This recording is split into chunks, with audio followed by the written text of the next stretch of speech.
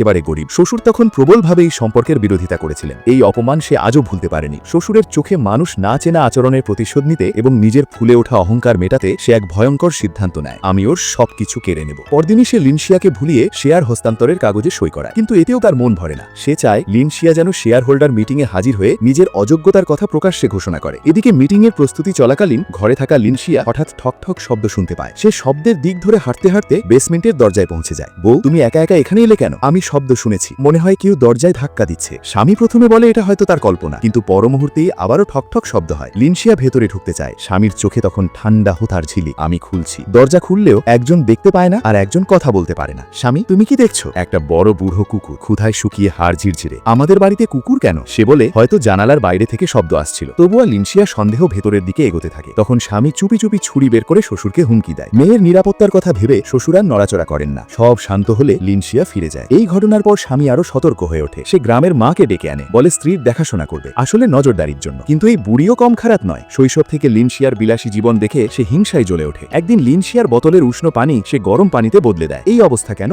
আমি গরম পানিতে পুড়ে গেছি। চোখ অন্ধ, মাথাটাও অন্ধ। তো স্বামী এলে আমাকেই দোষ দেবে। তারপর সে গোসল করানোর অজুহাতে লিনশিয়াকে বাথরুমে নিয়ে যায় এবং ফুল শাওয়ারের পানির চাপ পুরো বাড়িয়ে দেয়। মা, পানি খুব জোরে। ও, নিয়ন্ত্রণ করতে পারিনি। লিনশিয়া পুরো ভিজে যাওয়ার পরও বুড়ির মন ভরে না। সে মেঝেতে ইচ্ছে করে শ্যাম্পু ঢেলে দেয়। আমি তোমার জন্য কাপড় আনছি। কিন্তু বুড়ি জানতো না এই এক পড়ে যাওয়ার মধ্য দিয়েই লিনশিয়ার চোখে অলৌকিকভাবে আবার আলো ফিরে আসবে।